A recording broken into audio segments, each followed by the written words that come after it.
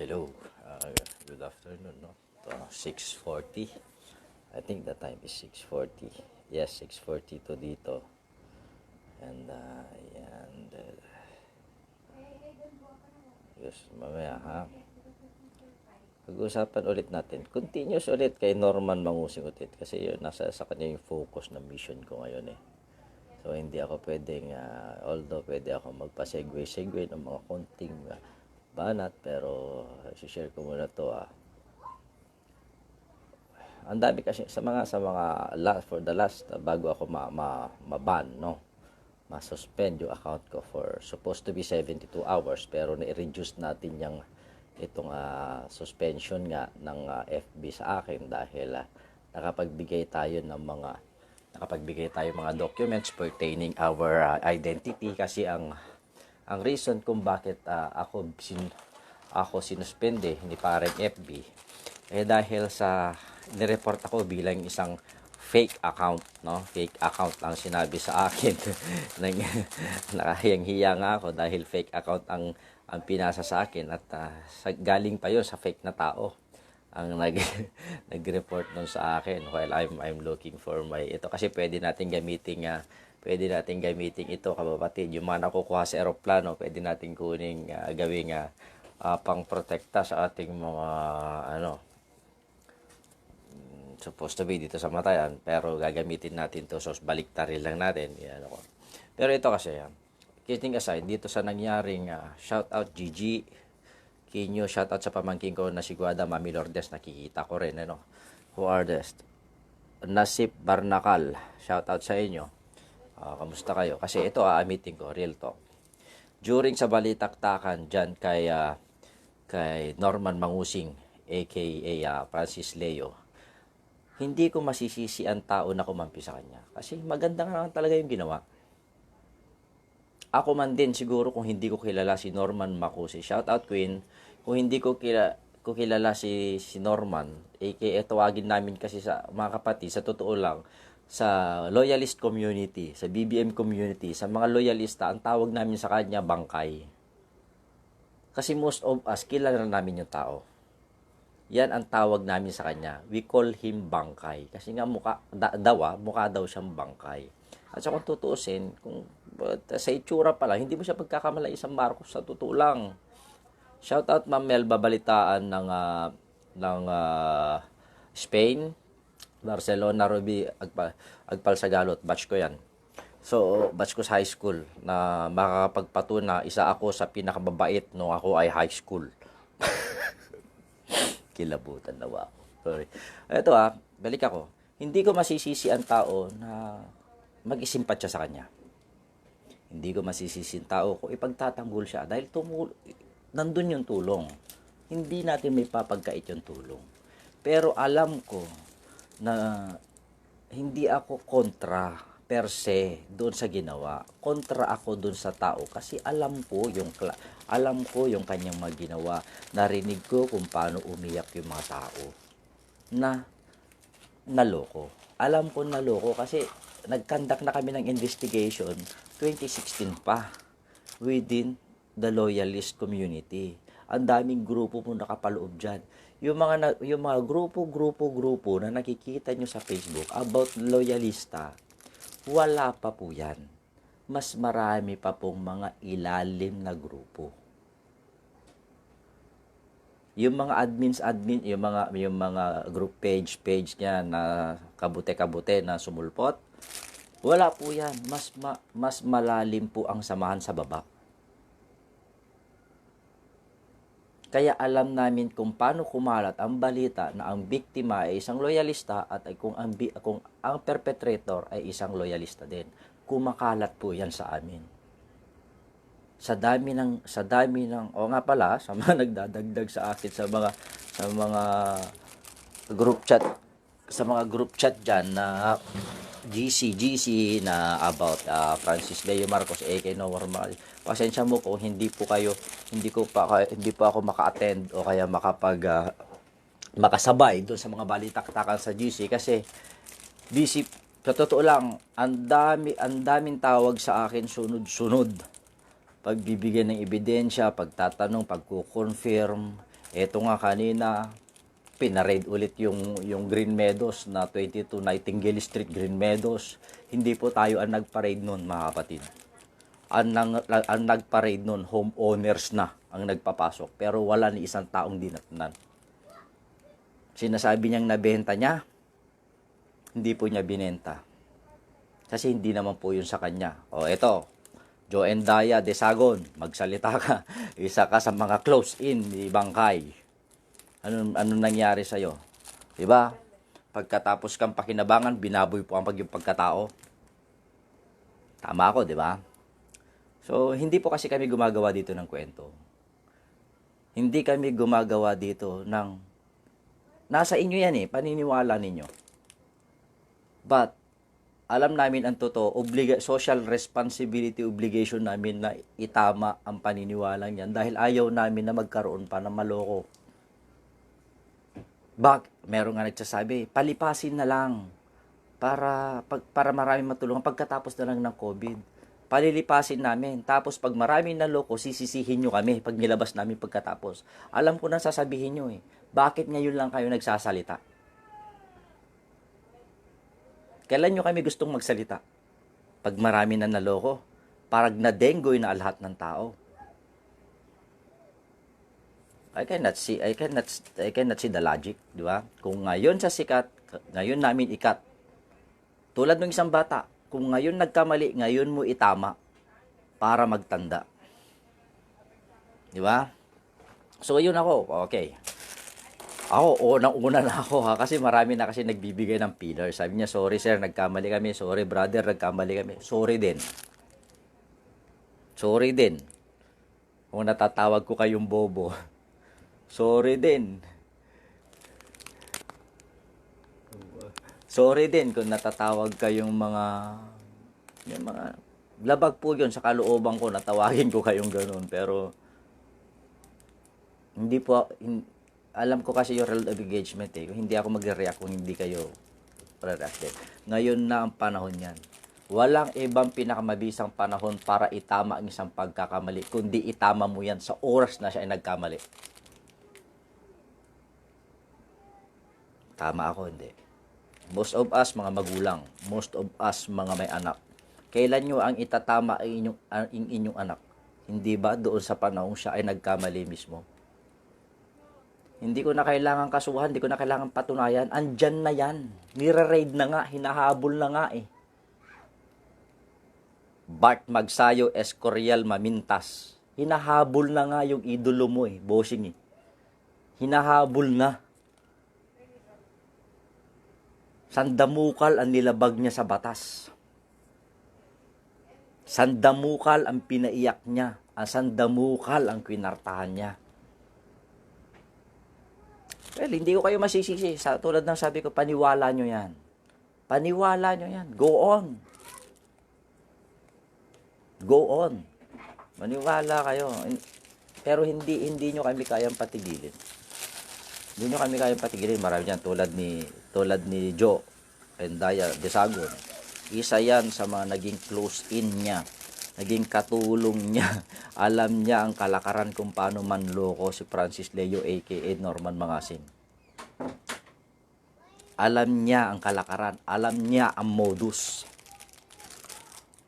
Meron akong pinost kanina galing yung kay Joendaya Desagon. Na yung picture na galing sa Bilibid. Kasama niya si Delima. Totoo yun. Legit yun. Legit yun. That was 2016 or 2015 to 2016. Bago mag-election, national election. Kung saan tumakbo si Bongbong ng vice-presidente. Matunog na ang pangalang Francis Leo. That time. Napapabilang na siya sa elite group ng mga loyalista because hindi siya kay Bongbong Marcos nakapababa, kundi nakasama siya sa mga financiers ni Bongbong, financiers ng kampanya.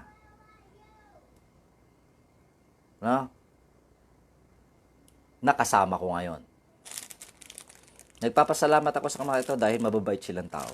Hindi ako nagdadalawang salita pag ako ay nag-request. Ma'am, kailangan ng bandana. Ma'am, kailangan ng ng t-shirt. Hindi ako nagdadalawang salita. Sila pa nag-o-offer. Meron pa one time.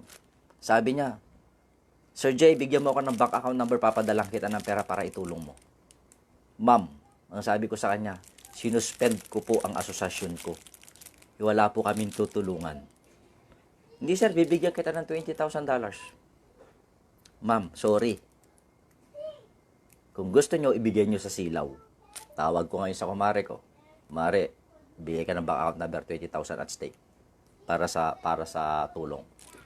Pero sabi ng silaw sa akin, sabi ni Maria Rose, kasi sa kanya ko pinabaya silaw eh. Pare, wala naman tayong paggagamitan. Huwag nyo sasabihin na kakagat-kagat kayo sa to. Sumasakay kami sa fame. Hindi namin kailangan ng ganun. Kung gusto kong magpasikat, kung gusto namin magpasikat, papatayin na lang namin si Francis Leo sa harap nyo. Sisikat na kami. Pero hindi. Mas mahusay kaming tao sa kanya.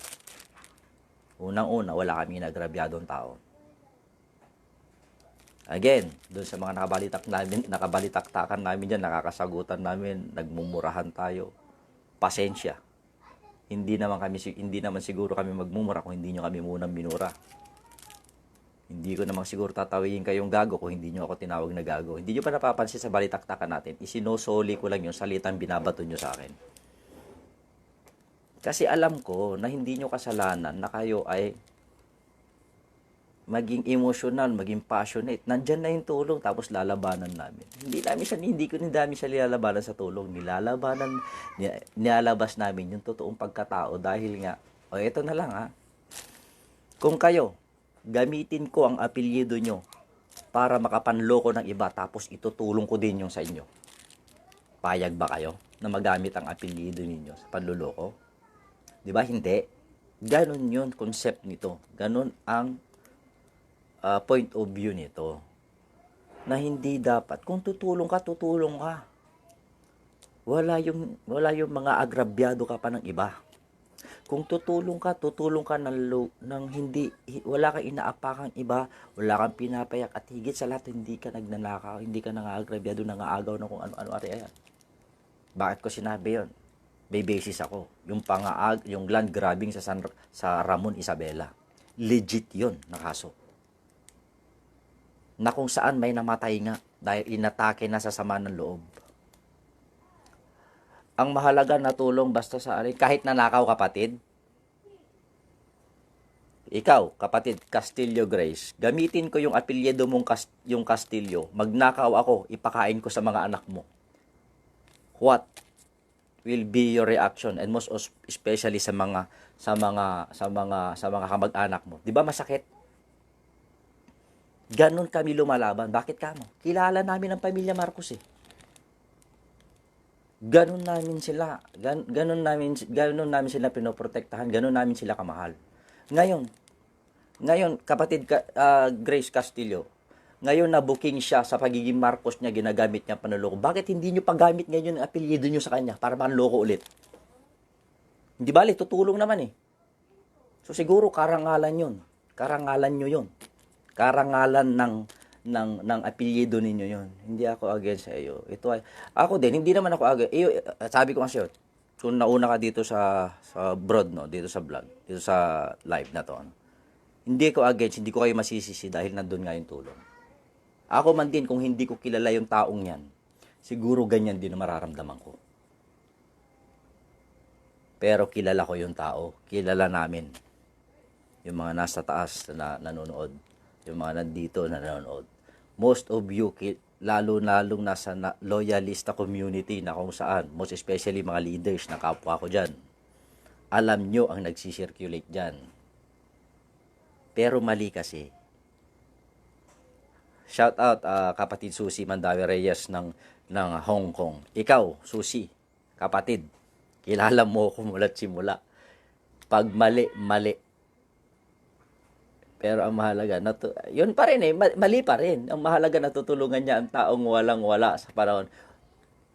Okay, yung tulong okay. Pero sa atin nakakaalam kasi, masama pa rin yung kumain ng nakaw.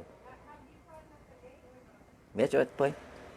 Kung ang batas nga pinaparusahan yung pagbili ng anumang bagay na galing sa nakaw, eh di mas masama na yung kainin mo pa. Anti-fencing law.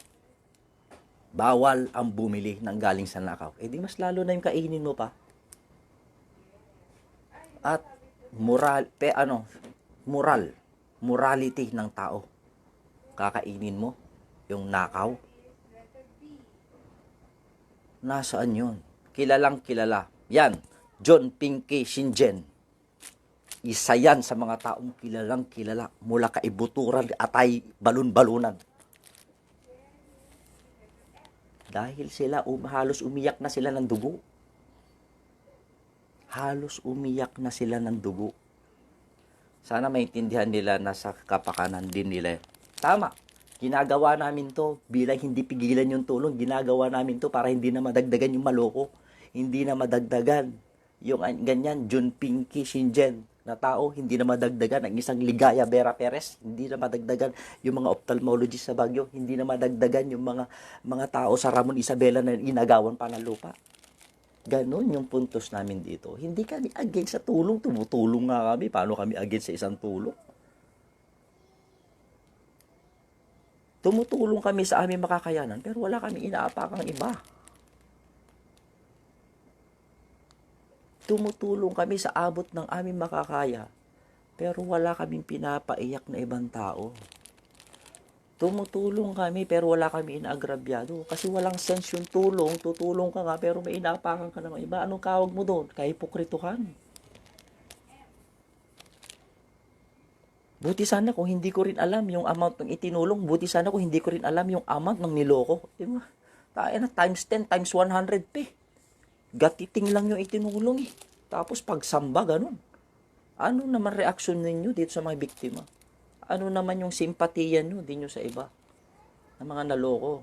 Habang nagsasayo kumakain kayo na itinulong, eh maraming lumuluhan ng dugo, halos namatay na nga. Anong feeling ninyo? Sa tingin ninyo, may grasya kaya yung kinakain ninyo? May grasya kaya yung tulong? Buti sana kung kayo ang natulungan, hindi nga eh. Hindi nga eh. Kayo ay napanood nyo lang na siya ay tumulong, halos ipagtanggol nyo na siya. Eh, paano naman kami, nakilala namin yung mga biktima, eto, nagsasalita yung mga biktima. Halos hindi nyo nga sila kaawaan. Anong klaseng tao kayo? Ayun o. Ito, pasensya ulit. Pasensya ulit, mga kasama. Wala akong galit. Sinasabi ko, bro, pwede kong i-share to. By all means, ma'am. By all means. Ay, naku, Diyos ko. Ito, kaya ko hinahamon din ang mga pamilya Marcos para sila yung magsalita. Hindi sila, okay, ito ang maliwanag. Hindi sila papatol dyan sa publicity. Ito yung maliwanag. Hindi sila papatol sa publicity, pero ito ang importante. Nakapag-file na sila ng kaso ng NBI. Meron akong ipinost doon kanina na talakayan. Legit po yon. Isa po dito sa mga nunood ayon nagpasa sa akin. No, legit po iyon. Na tratratuhin yan sa bandang pagkatapos ng ban sa Pilipinas, that is April 12, no? So we are expecting after 12 gagalaw ang NBI. Sinasabi ko ito para hindi sinasabing malipat ang simpatiya ninyo. Never ako nanghihinga na bawiin ko yung pananaw ninyo. Never. Ang sinasabi ko lang dito is supporting documents na yung claim ko ay isang manloloko yang si Francis Leo aka Norman Mangusing, patututuhanan namin yun, pinagtututuhanan namin yun.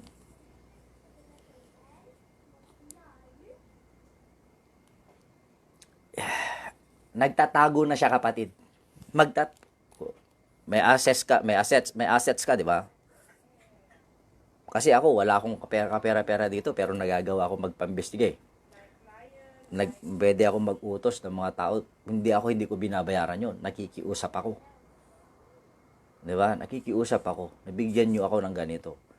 At salamat naman sa inyo sa mga nagbibigay ng ebidensya diyan, mga dokumento. Maraming salamat sa inyo.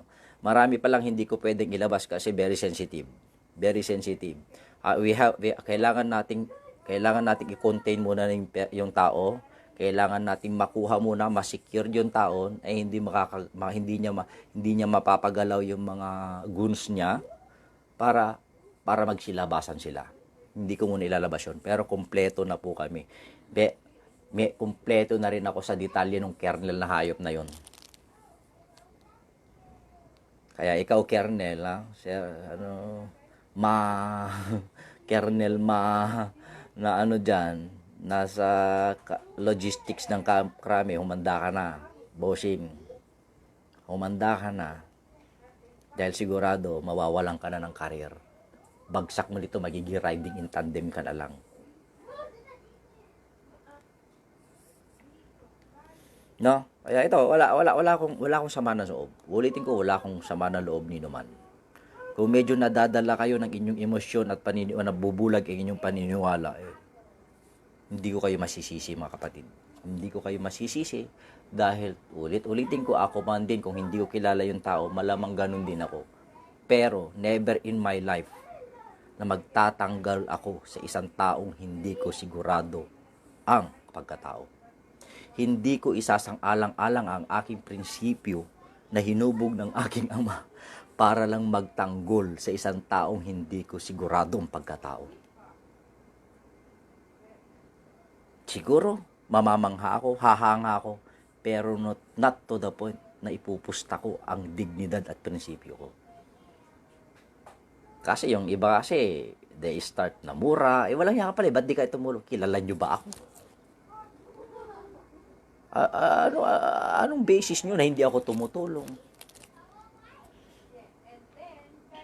Tumutulong po kami, pero hindi ganun kahambog. Pumunta kayo sa group page o kaya sa page ng Silaw, Society of Ilocano Loyalist Alliance Worldwide. Hanapin nyo yung dati kong account na hinak ng isang Iraqi na binayaran para i-hack yun. Nandun yung mga project ng BBM France. Pero wala kaming binalasubas. Hindi po kami ganun kahambog na tumulong.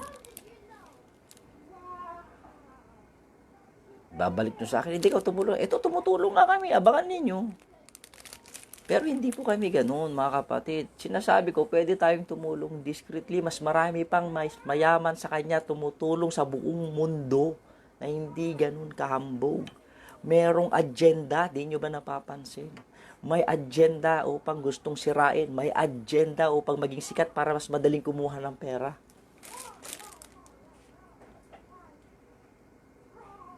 Hindi, para siraan si Bongbong. Yun. Dahil alam ng lahat na tatakbo si Bongbong sa national, and this is the best time to destroy Bongbong habang hindi nakakasagot dahil nasa ratay ng kasakitan.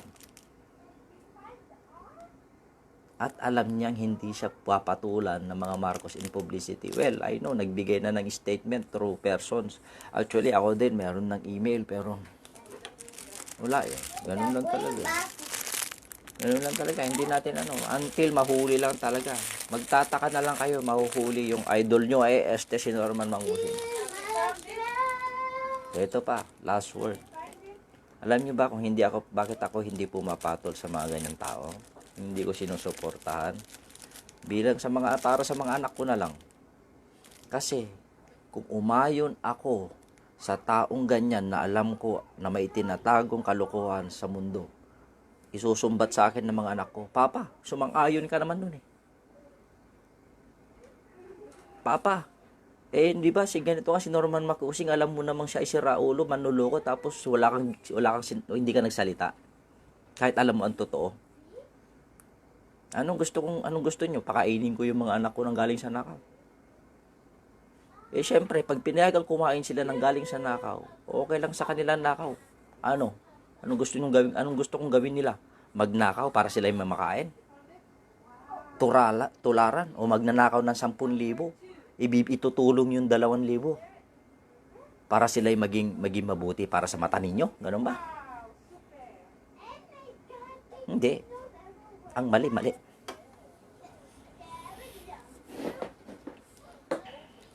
Ang mali.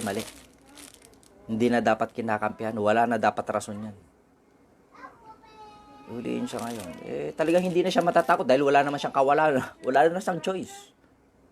Unless unahan na niya yung paghuli sa kanya, magpatiwakal na siya. Baka sakaling kaawaan ulit siya ng mga taong naawa ulit sa kanya ngayon. Baka nga ilista pa yan na maging santo sa Santo Papa. Di ba? Baka ipagdas, parang Cory Aquino lang. Di ba? Tumulong siya ng isang kaban sa amin. Isa sang santo. Sabi mo, punta mo sa Vatican. O di kaya, gumawa kayo ng imahe na kanya ng rebulto. Dahil siya ay nakatulong ng isang kabang bigas. O, ganito, meron ulit bagong pakulo si Francis si Norman Salamat, Dani. Salamat, Dani rin Paet. Hindi ko hinihingi yan, kapatid, sa totoo lang. Hindi ko hinihingi yan. Naging instrumento lang ang silaw sa pagtulong sa inyo, sa lahat ng mga kasapi namin. Hindi po namin isinusumbat ang kaligayahan namin ang tumulong. Wala kayong utang na loob kahit sino man sa amin. Kaya minsan di nyo ba napapansin, mga kapatid, sa tuwing nagte-thank you kayo, medyo naiinis ako. Medyo naiinis ako. Yes. I made the alphabet. Okay, very good. I made the alphabet. Okay, very good. And the numbers. Okay, very good. So, yun, nagre-report yung anak ko dahil very good daw siya sa alphabet. So, yun, wala kayong utang na loob sa aming pagtulong. Pwede nyo lang kalimutan yun, ilista sa tubig. Ang hinihingi ko lang, maging magkaibigan na tayo. Yun lang naman hinihiling ko sa mga natulungan ng silaw. Wala kami Pero obligasyon din namin itama kayo sa maling pananaw na the social media created. Kasi sa social media, maraming publisidad. Sa social media, hindi yun. Marami yung mga trolls. Sa amin, mulat sa poll, hindi ako gumamit ng trolls. Ito ng account ko, ito na yun. Makikita mo mukha ko, makikita mo detalye ko. Totoo yun, mga pinapalabas kong detalye. Kung saan ako nag-aral, kung anong grupo yung kinakaanibang ko. Totoo po yun. Walang pagbabalat kayo, sa totoo lang. Pwede kayo magpa-imbestiga dyan. Hindi rin po akong perfectong tao. Nakakagawa din po ako ng mga desisyon ko na medyo hindi pangkaraniwan, pero hindi po kami nanlulukong tao. Saksi po dyan, yung mga kaibigan ko, saksi po dyan, yung mga mga malapit sa amin. Ito lang po kaya ako ginawa tong vlog na to, kasi marami na pong nagpa-flood sa messenger ko, na sabi, pasensya ka na sir, pasensya ka na ganito, hindi namin alam. Pasensya na din po. Nadadala lang po tayo ng emotion natin minsan dahil hindi tayo nagkakatama ng opinion, hindi tayo nagkaka-jibe sa ating, nagtutugma sa ating mga pananaw. Pasensya na po. Hindi ko po kayo masisisi kung kayo po ay nadadala ng inyong mga napapanood, nadadala ng kanyang emosyon. Pero tulad nung sasabihin ko, bilang nakakaalam ng totoo, obligasyon po namin na ilabas yung katotohanan at magsalita sa publiko dahil ayaw naman namin po masisi sa bandang huli. Yun lang po ang dahilan. Ito, Shaelo Habon, Juliet de la Peña, Danilin, Luke Walton, Lodi Petmalo, Smag, Sheila Lavi, Blaine Galang, Cruz Miranda Aris. Well, hindi ko kayo matatandaan lahat, mga kapatid, kung pero pagpaumanhin nyo, kung sa tingin ninyo sumusobra yung mga post ko, dala po yung emosyon dahil gusto ko lang maitama ang alam kong mali. At higit sa lahat, gusto kong maging pareha sa lahat. Ayoko yung may nasasaktan, ayoko may naagrabyado. At higit sa lahat, pinaka-ayoko yung may nadidinig akong iyak dahil sila ay umaaming naging maawain lang sa kapwa at hindi nila deserve maloko. Yun lang ako, mga kapatid. So, again, have a nice afternoon and good night na siguro sa iba, Pero ito lang, nadadala tayo sa ating emosyon dahil sa COVID. Pero, think of the bright side. Think of the bright side of this crisis. Gawin natin itong inspirasyon para sa susunod na mga araw at sa mga susunod pa na panahon. This will strengthen our principles at ang paninindigan natin na kahit na anong klaseng unos ang dumapo sa atin, hindi iyon dahilan upang kumagat sa anumang kalokohan at kabalasubasan sa mundo. Mas honorable tayo mamamatay na may dignidad at may prinsipyo kung hindi tayo papatol sa mga ganitong gawain at huwag na huwag natin ipagtatanggol. Dahil nakasalalay dito ang prinsipyo din na magiging kinabukasan ng mga anak natin. Salamat po.